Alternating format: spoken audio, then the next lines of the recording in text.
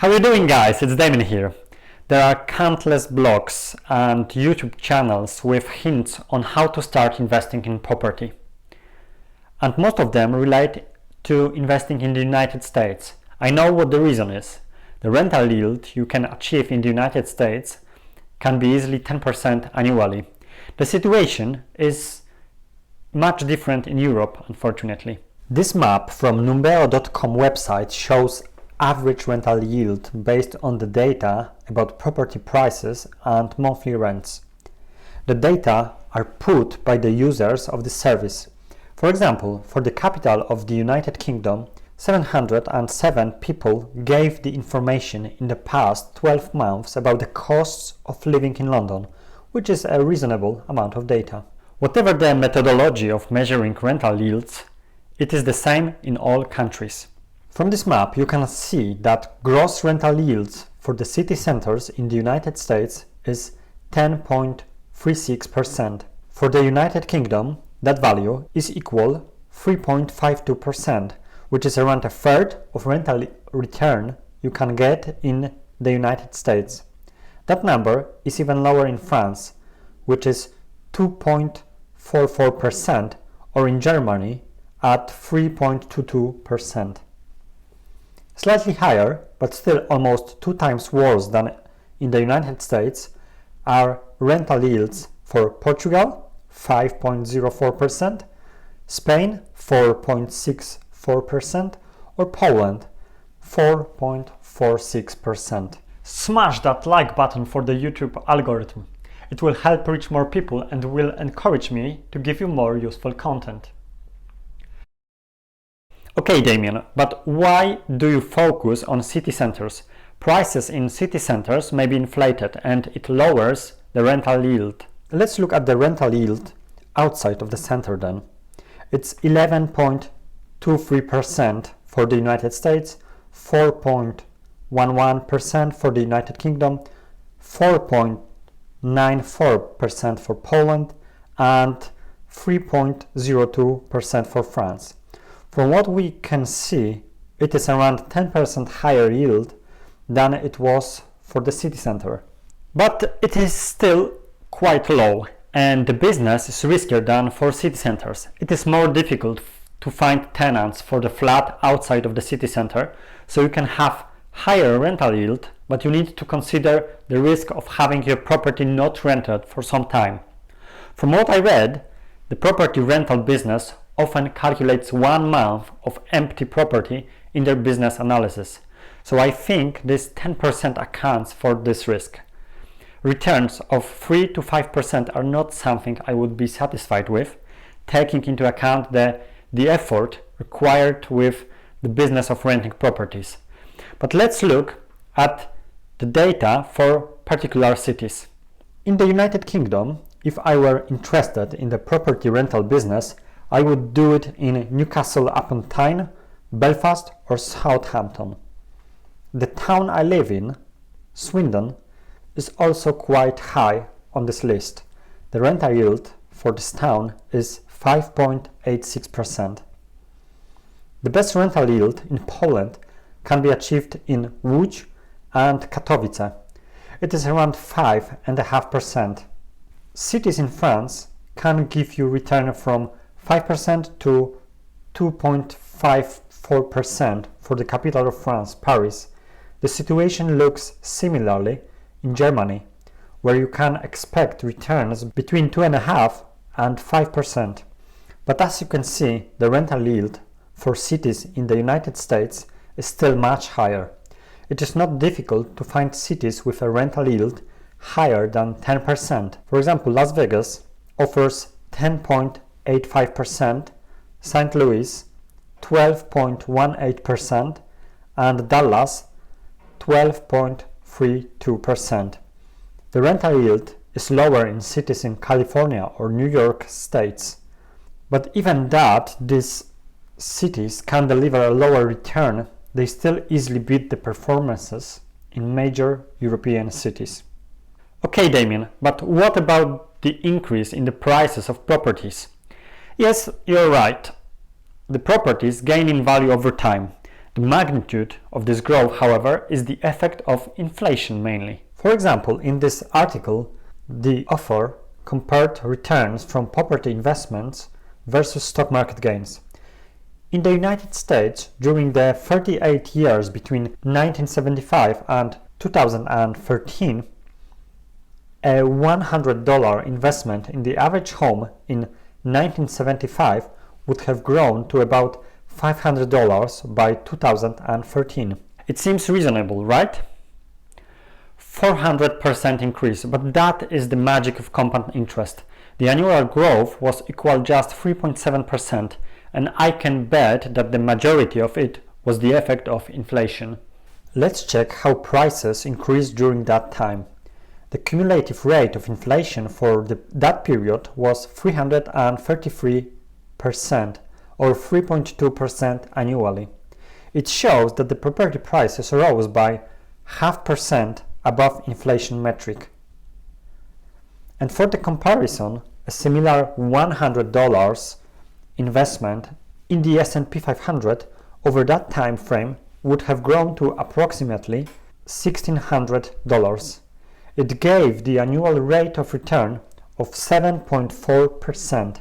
Let's check another source of data.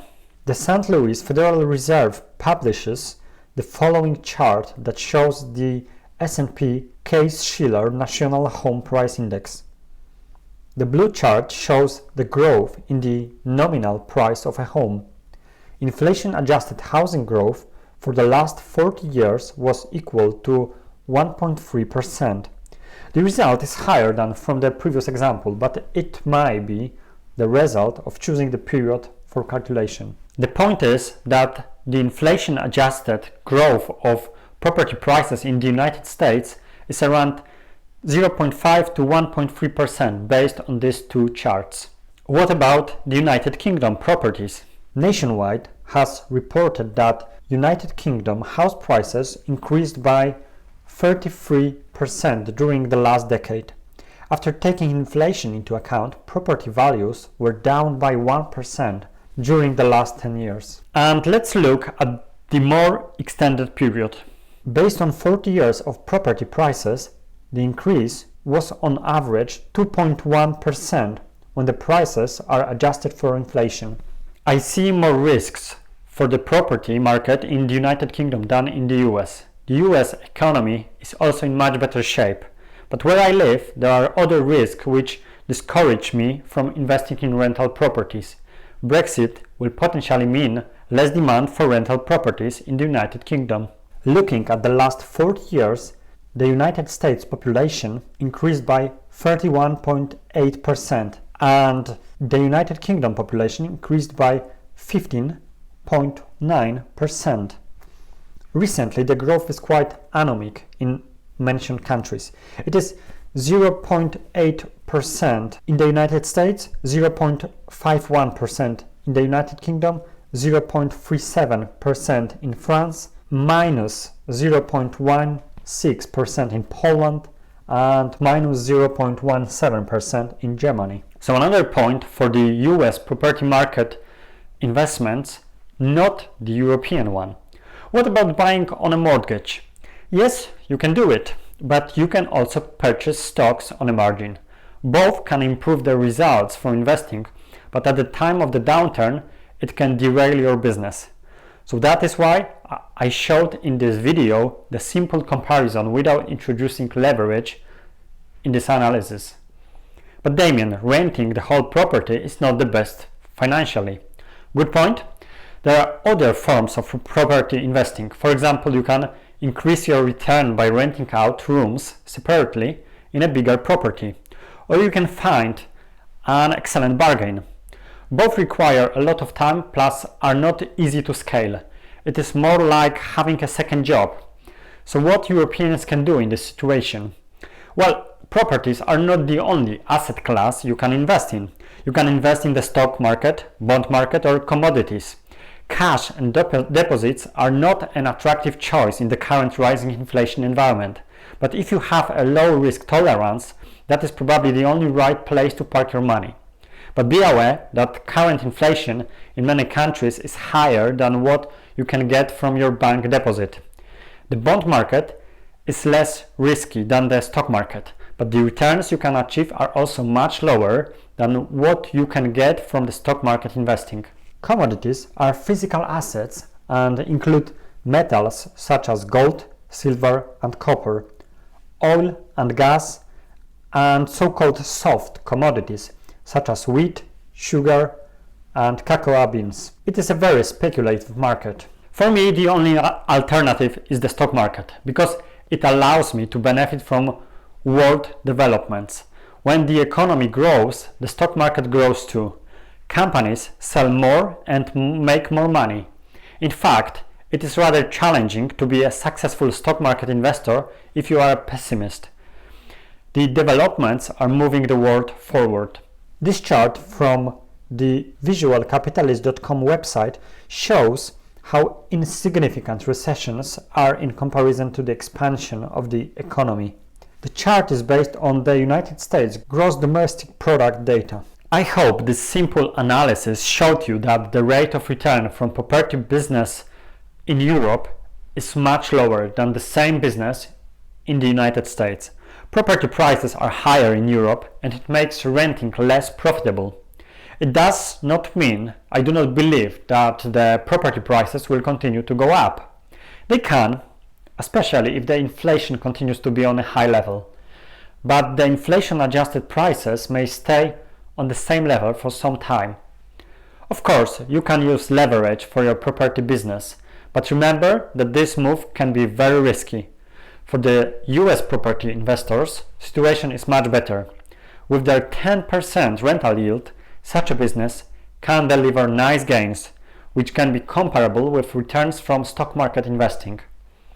I think this video answers the question of why I do not consider European property markets attractive for rental business, especially the United Kingdom market with its risks related to consequences of Brexit. On the other hand, in stock market investing, it does not matter where you live. You can buy shares listed on foreign stock markets. With a rental property business, it is much more difficult. Some property markets are more attractive than others. The current rental yields in Europe does not seem to be attractive for me. If I would live in the United States, renting properties is potentially something I would consider.